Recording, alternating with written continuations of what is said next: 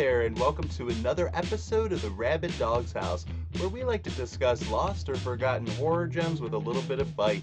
I'm your host, Justin Steele, and tonight we are going to discuss 1978's Eyes of Laura Mars, directed by Irwin Kershner and starring Faye Dunaway, Tommy Lee Jones, Brad Dourif, and Rene Auberjonois. Laura Mars is fashion's latest it photographer. With an eye for combining glamour and violence, Laura's work centers on a trend of brutality that is being utilized for high art advertising. Lately, her visions through the camera have led to visions through the eyes of a killer. A killer that is targeting everyone in Laura's professional and personal life. As Laura is forced to witness each of these murders through her unwelcome visions, she seeks help from Lieutenant John Neville. Her passion for the lieutenant is matched only by her desire to survive as the killer closes in. Eyes of Laura Mars is a neo-noir thriller mystery that is a compelling commentary on sex and violence in the media, while at the same time is a stylish look at the darkness of New York in the 70s and is a precursor to the oncoming POV slashes of the 80s. Eyes of Laura Mars is for the horror fan that enjoys a late 70s feel, a mystery with a few twists, and a little romance in their horror. Also joining me tonight is my amazing co-host, Zena Dixon.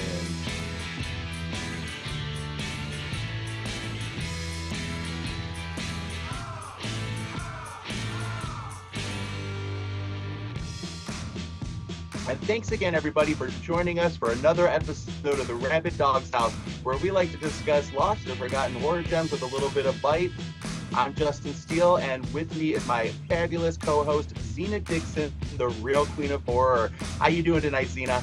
I'm doing good. We're back. Yay! How are you? We're back. Yes, took a much-needed break and replenished. And I am, of course, thrilled to talk about The Eyes of Laura Mars tonight with you. I thought it would be good to get this movie in February anyway, because it's sort of a love story.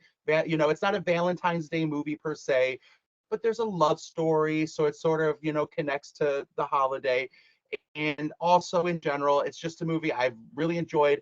I came to it later. I remember seeing it at not at a video store, but a music store actually. They had like a DVD of it, and I almost picked it up. I didn't, but then my mother told me one day we were at another video store many years later, and I was like, "Oh, what do you think of this movie, The Eyes of Laura Mars?" She's like, "Oh, I love that movie. That's one of my favorite movies. Wow. The end of that movie scared me." Da da da. And I was like, "Oh, well, let's check it out then," because I've always wanted to see it.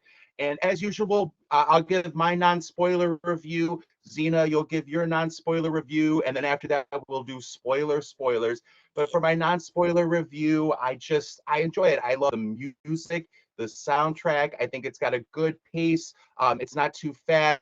It's a nice build, but I never feel like you're like waiting because there's so much to see. It is a very visual movie through her photography, through the duality that kind of occurs throughout the movie with, you have this woman, Laura Mars, she lives this life that is very glamorous, very, a sort of the coveted life. What I feel like lots of people always want, that glamour, glitz, but there's this very dark side to it, which, sort of kind of goes hand in hand. But then you have the duality of Laura herself, who is more conservative, traditional, and only is drawn to this world because of these visions that she's seeing.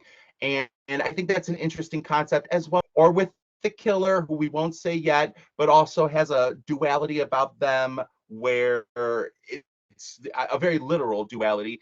And overall, you have these nice tense sequences. I think this is for the horror fan that likes a little bit more substance to the movie. It's not a cheesy horror movie. It's definitely a thriller. I love that it was based on a spec script by John Carpenter, and this was right before he did Halloween. He was also just getting ready to do Someone's Watching Me, which is another fun little movie. But I listened to with the audio commentary, or watched the movie with it, and in the audio commentary, Irwin Kershner does reference John Carpenter, but they kind of the script evolved. And from what I've seen, and this is probably sacrilegious to say, it does seem like John Carpenter, he's an auteur director, so he definitely has his style and his vision, no pun intended. And he does get, very upset, I think, and resent movies that kind of deviate maybe from his vision. I think of like Halloween 2 and his resentments towards the 1981 version of it. But with this movie, he's sort of been like, I wrote this amazing script and it ended up being a junk movie. And I don't think it's a junk movie, but you definitely can see his influence with this sort of, you're in the POV of the killer, but it's not just like, where Halloween, that's just very much a technique. That's very important to this movie, that you're in the POV of the killer. And I think that's very interesting. Where the difference, and I guess the difference in his script, I've never read it, is in where it ends up going, what they did in the movie, Irving Kershner, or whatever his name is, the director, was more about incorporating the city and the nightlife and the music, all that. Whereas I think John Carpenter's script, from what I understand, was just more centered on the vision she was having and the sort of like, there's a killer. Whereas this movie, became more about the city. Originally, it was supposed to star Barbara Streisand, and you have her in the soundtrack at the beginning. I think it would have been a very interesting movie, but I love Faye Dunaway. I loved her in, obviously, Mommy Dearest, which she would do pretty much right after it. But I also loved her in the original The Handmaid's Tale film from the late 80s, early 90s. She's great in that too. She's always great as a villain, and it always throws me off though when she is a more sympathetic character such as Laura Mars. And I'm glad we get to see her vulnerability in this movie, in comparison to what she would do in her next movie, or one of her next movies, Mommy Dearest. She just won the Oscar. It's also starring Tommy Lee Jones. I'm always happy to see him. And Brad Dourif, who does the voice of Chucky, but was also in Rob Zombie's Halloween movies, as well as 1,000 other things.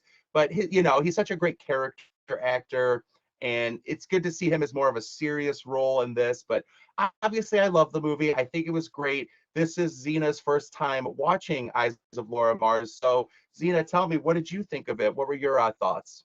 Okay, well, first, thank you. I feel like every single time you put me onto these movies, like I remember telling you I would always see the poster, but I never watched it. And the poster is just beautiful to me. Yeah. So just how you think that the poster looks, the movie it is pretty gritty, but it is beautiful because meeting Laura Mars, she is just this fabulous photographer.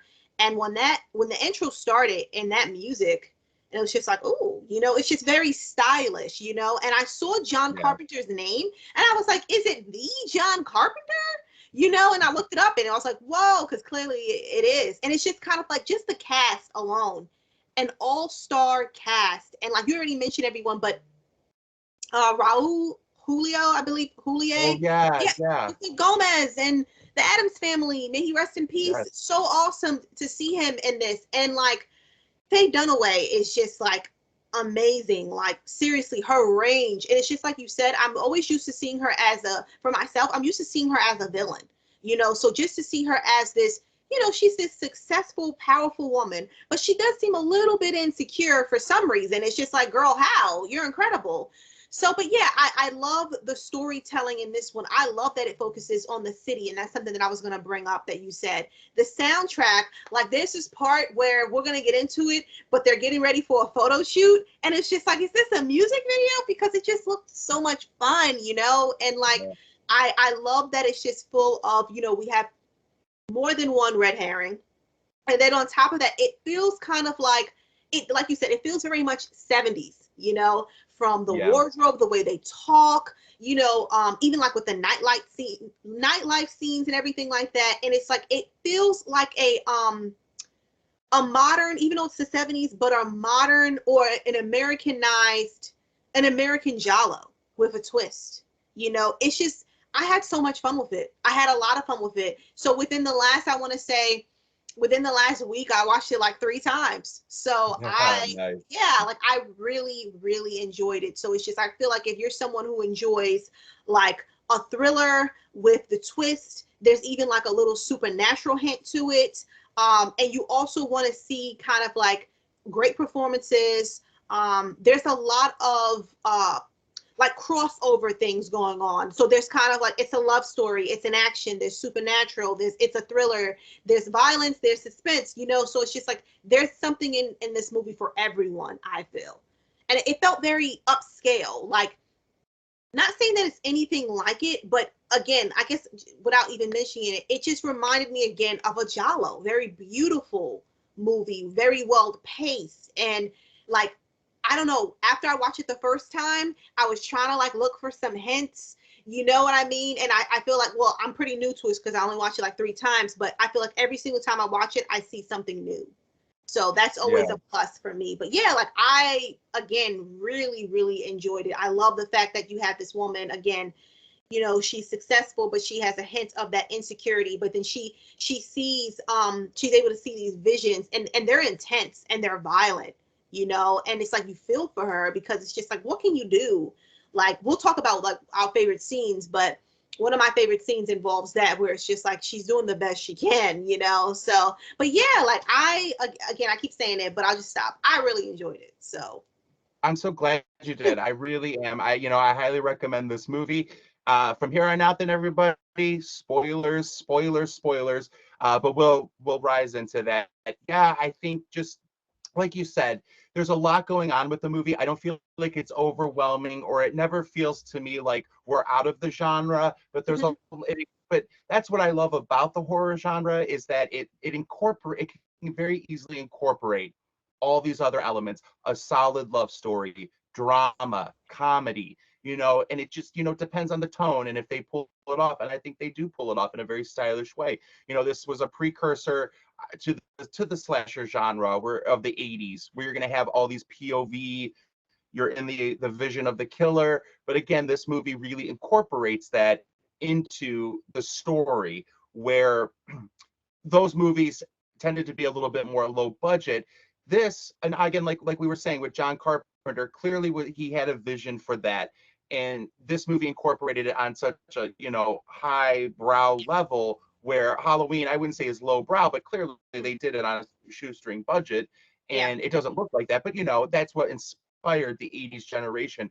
This movie shows you how it could be done in such an elaborate way, with a higher budget, and performances by, Oscar winners. And it's interesting because I do think, Faye Dunaway, I love seeing this vulnerable side of her. You can see how she's this type of woman who would become a celebrity, or Laura yeah, Mars, if you will. At the same time, you get to see the sort of, when she walks into her apartment, it's very lonely. She has all the stuff you could want, yet doesn't have it all. And eventually, throughout the movie, with her relationship with Tommy Lee Jones, it's a chance for her to have it all, or have a little bit more. And yeah, ultimately, it all ends in tragedy. But I also think, like you said, and we could fixate on this too. Please respond to any of that. But yeah, the music video esque setting, when you're watching the setup of the photo shoots, and that's what's interesting about it. Even though Laura Mars's character is lonely, she does love these models. hmm, They may not be intimate in her life, but she has compassion for them. They clearly are a group that's now worked together, and they're all rising as stars along with Laura. She's not like abandoning them. right, And I think it's interesting to see, though, that behind the scenes aspect. But yeah, watching the shoot where, like, they're pouring the fake blood on the guy with the tuxedo, or everybody's getting their hair ready and she's got the gun, and it's very interesting. yeah. But tell me, about, what did you love so much about, like, the music video-esque look, or just seeing these, or even in the New York street one, where they're like the cars are exploding, and the models are like violently pulling each other's hair. Yeah, But with the soundtrack, it's so cool, I think. it fit with it, it made a lot of sense, and it felt like a real photo shoot, because they can't just stand there to get those shots. They have to, like, have some action. They have to move around, kind of have like an action shot. And then I love the fact that these images are so striking, and that they have such a strong message. But while they're, it may look a little bit terrifying to some, and because, she was getting a little bit pushback from some people. People didn't understand the art. But what I thought was really cool is that no one on set was dark. No one was in a dark place. This is a job. It's unsettling, but it's meant to be interesting. I mean, you can still think that it's unsettling, but it also is interesting. And you want like a image that is going to make you stop and take a look at it. And that's what I loved about it. And I love the fact that it took place in New York because it was fast paced. She's like you said, she's a celebrity type, and her career is only going up from there. So she's living like this like luxurious type of lifestyle, and she seems to have it all, like you said, but then she goes back to her apartment and it's kind of lonely, so it makes a lot of sense when she kind of has that love connection, because it's not that far off. She wants to feel safe, and it's understandable. But I think, even going back to how I stated that it felt like it's like a music video.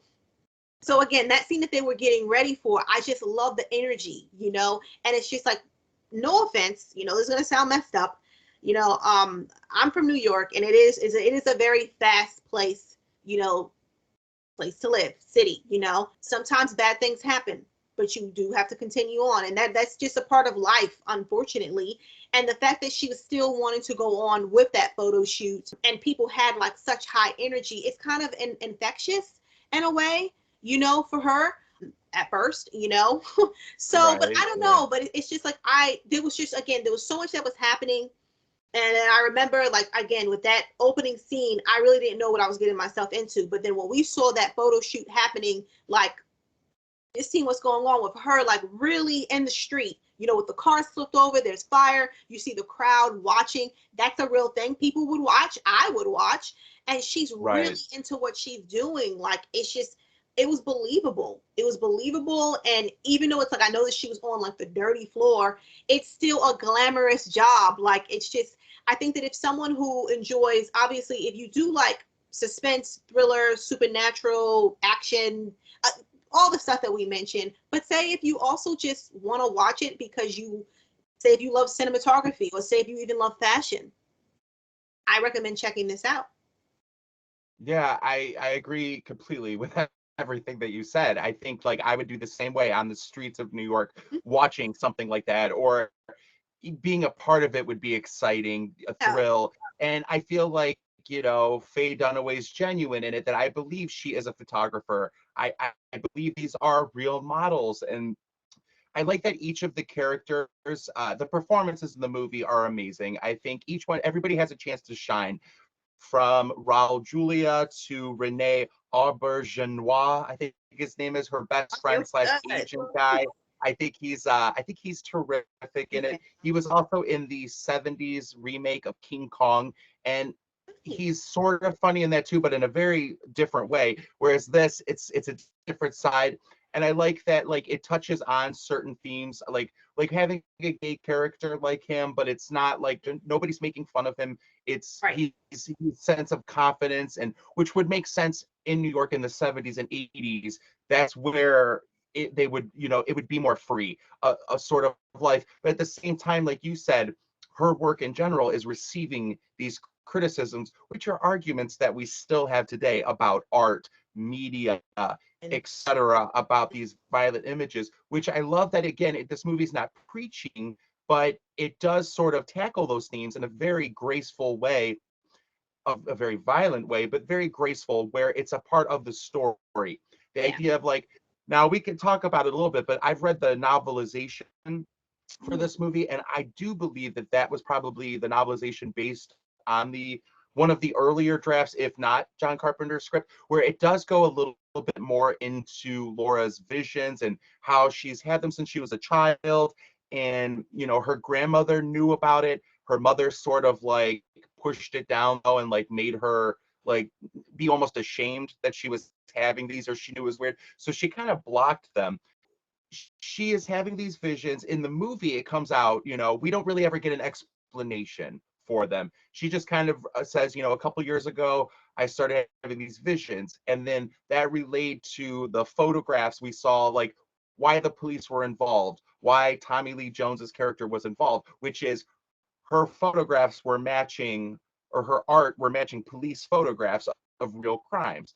And I think that that's interesting enough. And I don't think you ever come away, at least I never did, with like, well, now wait, how did she get these visions? And Yeah. where did this come from? And normally I do like to have a little bit more explanation, but again, I think this movie does such a good job. I never really thought about that when I was reading the novelization many years later, I was like, oh, they give a very clear explanation that this is like something she inherited from her grandmother. It's always been in her life. But it's interesting because these visions have always been connected to Tommy Lee Jones's character, even when they were children. And it's only ever been really related to that. They don't come out and say this in the movie, but those police photographs, I believe, are the killer's works. Like he actually did that. And that's why she's had this connection, because it's sort of like this dark, true love. Her true love is a serial killer. Wow. And that's where the reason she has these visions, and not with anything else. She's not like somebody who goes around being a medium.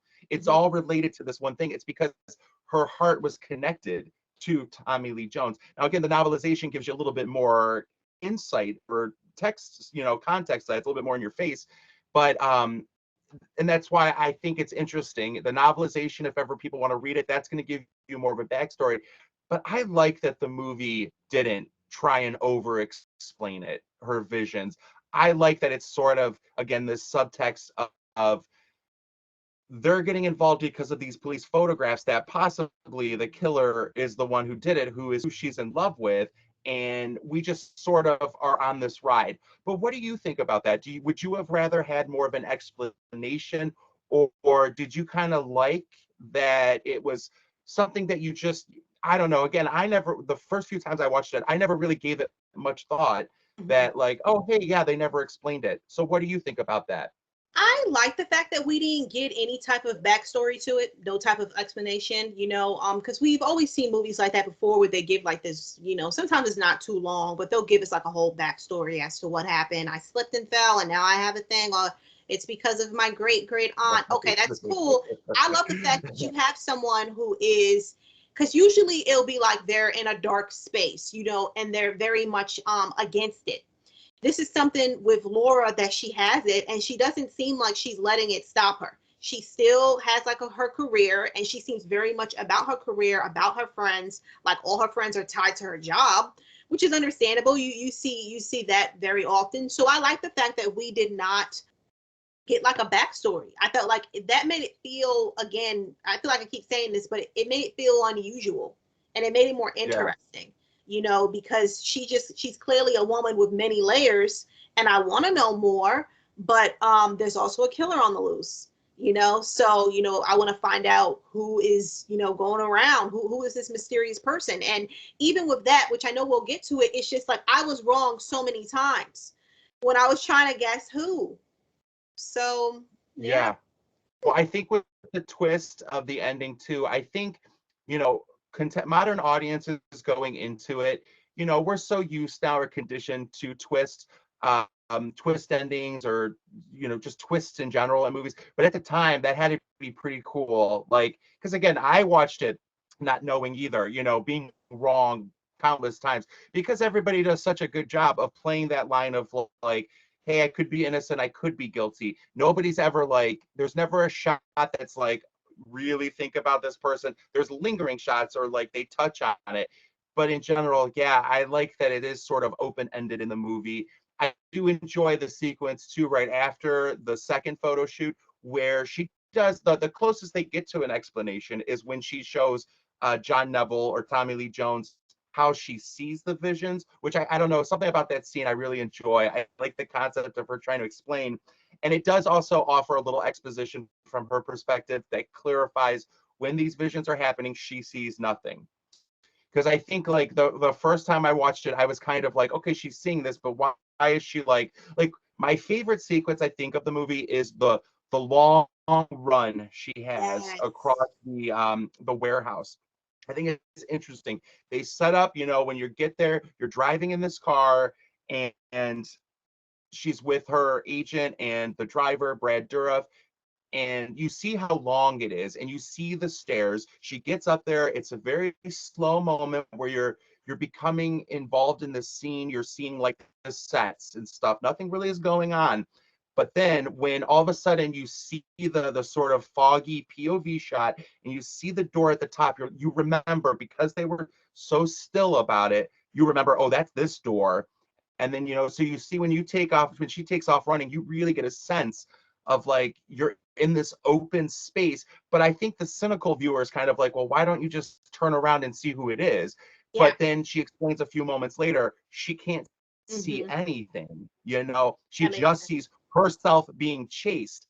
And I love that, you know, she runs down those stairs and she can't go anymore. She doesn't know, she Right. knows the layout of her warehouse, but at that point she's like terrified, but also I literally can't go any further because I don't know where I'm at. Mm. And I don't know, I just think it's smart. It's a very smart thing. But did you like, again, that's my favorite sequence, the whole lead up to Yeah. or right after, where you're right, she decides to keep going. She decides to like, I'm gonna work through this. I Right. just had this horrifying experience.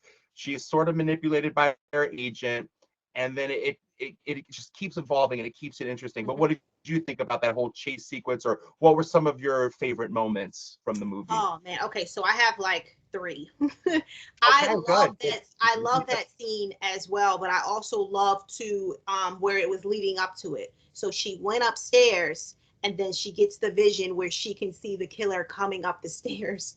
What can Right, you do? You know, so right. it's like one of those situations. And even before that too, I was wondering that too. Well, why doesn't she, if she can see it, you know what I mean? But I'm glad that they did kind of like clear that up for us. So I love that because again with that scene when we can see the killer coming through the door, about to come through the door where she was, because that's creepy, you know. Then that scene, that straight shot when she's just running and then she just gets down some stairs, but then she just falls, and it's Donald who's there, you know. So it's just kind of like, you know, kind of like helping her and stuff, and it's just like, oh man, because I was just thinking she didn't hear him like screaming, and I did think that it was Donald a couple of times, you know. Sure, So sure. yeah, and so but that's a great scene. Then I love, we already talked about it. I love the scene where they're about to do the photo shoot and just seeing people dancing and putting on makeup, getting their hair ready, Yeah. you know, it's just exciting and it's like, oh, I want to be there. You know, I know there's a killer, but I want to be there, you know. And it was just filmed great because it just looked a lot of fun. And there was this one guy who was just dancing nonstop in the background. Everyone was like, this I know lady the was one. You dancing. said it's like, yes. There was just so much I want to be there, you know. So there's Joy. that. It's a lot of joy. Yeah, and then the last scene that just I love, that last scene when we find out who the killer is and how it was Yeah, it's revealed. amazing. Because, you know, I know I feel like I'm always telling you, I screamed. No, I literally screamed because I was just like, you know, what was happening and they were talking and I'm just like, oh, okay. But then it was just like the person just kept on talking. And as they were slowly zooming in on the person's face, my mouth just dropped because I'm like, oh, you know. So and then I love when they just shoot to Laura and they zoom in on her face and it's just like, whoa, this director is so effective. Like they know how to Yeah. be effective. So it was a very very powerful scene. I love the way it was revealed and it was just like literally shocking because honestly I didn't see that at all.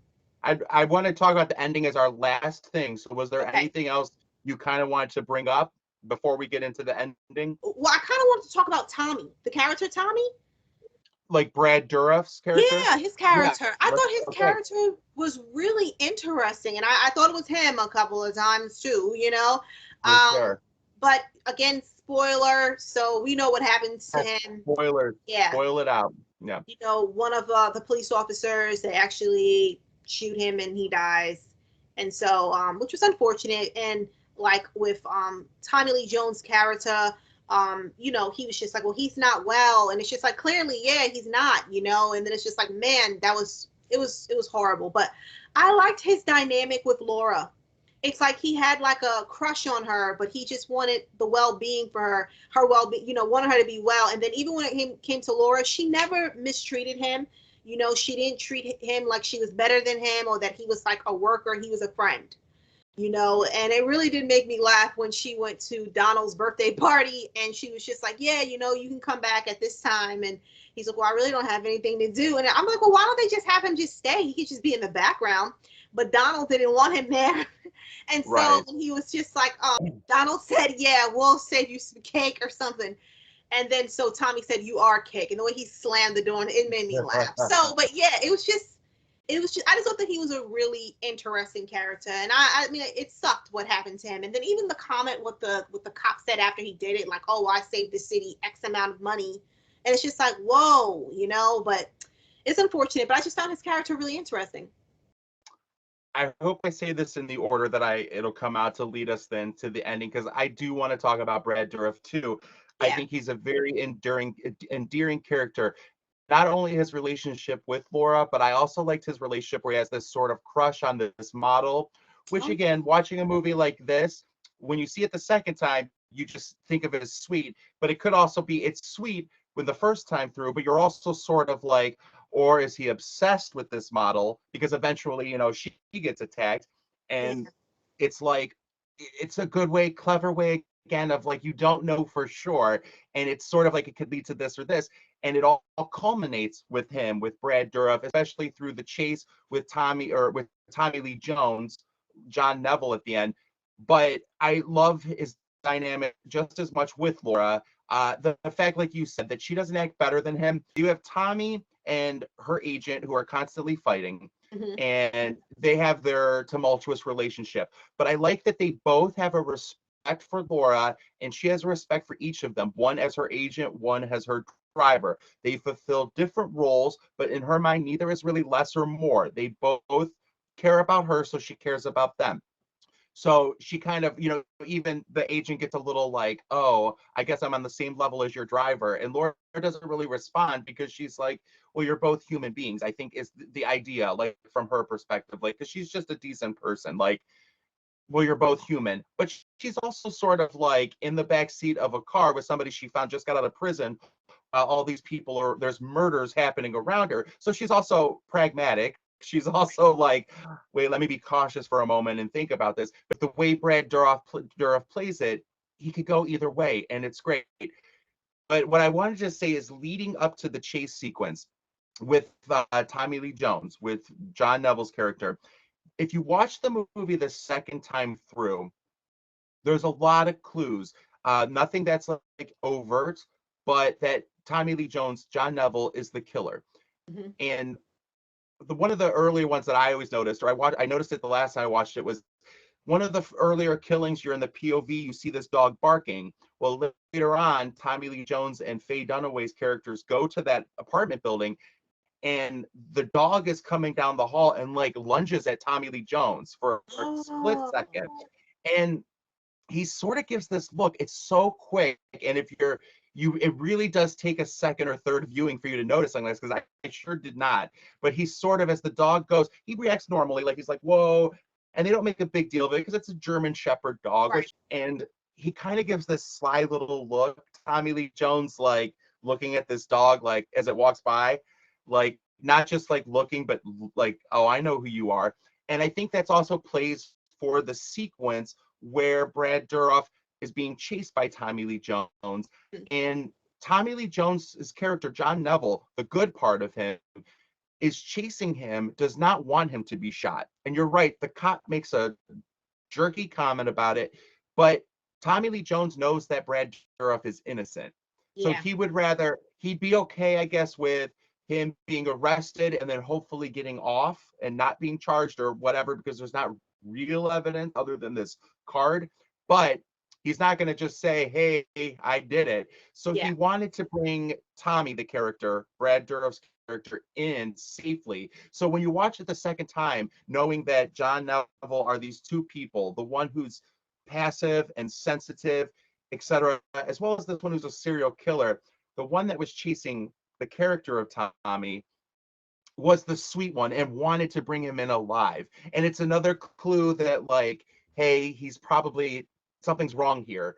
So leading to the ending, though, which I'm so glad that you enjoyed that ending, because that's my mom's favorite moment, I think, in Yeah. any horror thriller moment. She said the first time she was watching it with my dad when they were still married, and when the Tommy Lee Jones breaks through that window and smashes, my mom said she like screamed and like ran out of the room, like Oh. she like it was like in a funny way, but like it was great. And I do think that it's so all the images of the movie or all the images of that scene play on all the themes of the entire movie, like the Mhm. duality, the way the mirrors are being played, the way the POVs are being. But Right. anyway, I just overall really enjoyed the ending.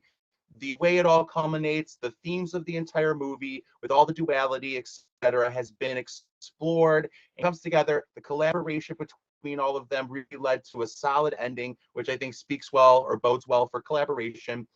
And I just think it's all done in an interesting, heartbreaking, dramatic, performance celebrated way. I think everybody comes together for this mystery, and I think it's very satisfying. But Zena, what did you sort of went into a little bit of what you thought of the ending, but what are some more of your in-depth thoughts about it?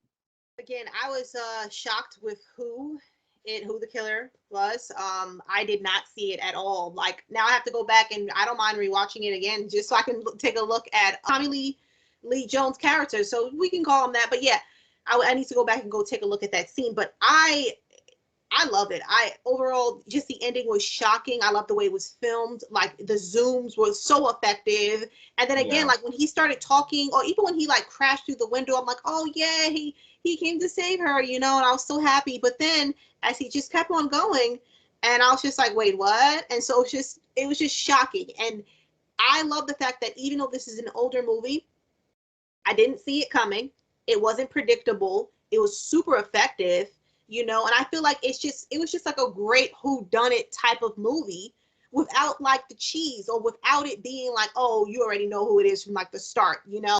And it was made in yeah, the 70s. It's an older movie that's still effective. There are movies that come out as of lately these days, it can't even accomplish that. They don't even right. accomplish that.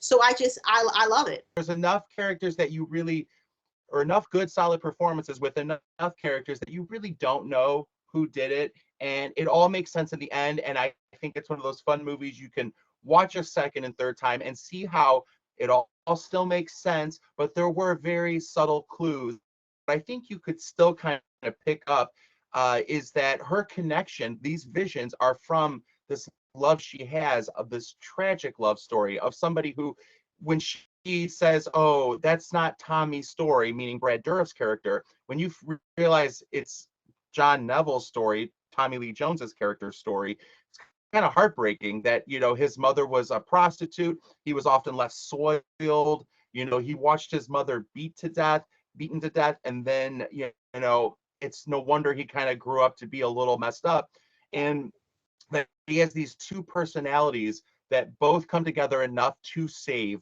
Laura in the end, because he sort of plays the role throughout the rest of the movie as the voice of people that are against her art, against this sort of display. But once you get to know the reasoning behind that art or the person behind it, where you realize, oh, she is actually this more conservative woman who's just trying to say, this is what's going on right now. I mean, fashion at that time was sort of taking these daring approaches, Yeah. uh, embracing sort of violence and murder, which, is protected. And on the surface, it looks problematic, but it's really just revealing problematic elements that are already in society, not necessarily like, I don't believe that causes the problems. It's just saying, here's a mirror to all the things going on.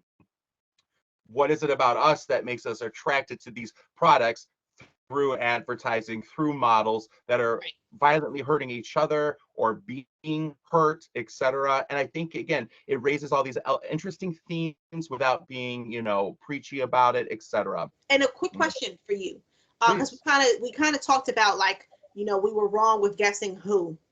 Who did you think it was before you knew, or like when you first watched it? I really, anytime somebody came on, I leaned one way or the other. Like it was for a while, I thought maybe Raul Julia's character, but at the very first time I watched it, I think that Brad Dourif's character of Tommy, because Chucky, Brad Dourif's roles in horror films after, like I saw all those after this Yeah. movie, which was one of his first. So I do think that that's who I thought the first time. But what about you? So I had three people. So I did think that it was Tommy, Brad Dourif's character. I thought it was him. And then at one point I thought it was Donald, and then Right, Donald. I Yeah. thought it was Laura. I thought that she just, she's doing it. I don't know how, but she's doing it. But yeah, for it to be Tommy Lee Jones' character is just like that. I was very much unexpected. So again, just such a surprise. Like, thank you for this awesome recommendation. For sure. Well, I thought Donald was an interesting character too. Just the whole, like, he works for this woman, and or he's her agent, but he also is willing to, even at his own birthday party, put himself on the line Yeah. with these cops, like diverting it. I thought that was a very clever sequence. He was comedic relief, but never in a way that it was like making fun of him. It Right. was I love always it that. was just part of his natural charisma. But what are some of your final thoughts on the movie as a whole then? Now, the spoiler, non-spoiler, all let out. Just I really enjoyed it. I knew I had a feeling that I would, because we talked about it and everything like that. But then from the start, I knew that I was going to love the movie. That opening scene, and Yeah. again, just touching back with the character Laura, I really like her. She's relatable. I love that she's career oriented. She's modest, and she does have so much grace. Like, I remember with those reporters asking her some questions, and it's just kind of like, whoa, most people would have snapped at them or Yeah. just, no, don't talk to me. But yeah, she was very pleasant. So, but yeah, then the fact that she had these supernatural like visions, like like I said, it's a thriller suspense, but it does have like that horror element, and then it's also a romance. Like, it is, I feel like it is if you're looking for a different type of romance, check this one out. For sure. I think, yeah, like we said earlier, modern audiences are hip to twist, and we're conditioned now to expect a twist. At the time, this would have been, pretty surprising for most audiences. It wasn't the first twist ever, but it justifies the rest of the movie, justifies this twist because it's a good movie. It's for the horror fan that I think enjoys suspense, a thriller-oriented movie, late 70s feel, but the more high art 70s feel, Yes. as opposed to the low budget feel. And it's a relatable story, or at least has relatable characters that are put in these situations that you feel for them, and in the end you root for this character, but it's ultimately a tragedy. Absolutely. Well, thanks again, everybody, for watching another episode of the Rabid Dog House. Are you a fan of Laura Mars? Do you like thriller movies with a little bit of romance? Please comment below. Thank you, Zena Dixon, for joining us tonight. You can find Zena over at realqueenofhorror.com, on YouTube under her Real Queen of Horror moniker, or over at Wicked Horror. And again, I'm Justin Steele. You can find me over at Wicked Horror, Horror and Pop Culture, or on Twitter at Wicked Horror Justin. Thank you so much, Zena, for giving Laura Mars a chance. Eyes of Laura Mars. I'm so glad that you ended up enjoying the movie. Gosh, thank you again. Like, this was such a blast. I really, really enjoyed it. Highly recommended. If you have not seen it before, for some reason you're watching this, still watch it. Just still watch it anyway. Yeah, and then come back and watch us again to see what we thought. Thanks, everybody. Have a good one.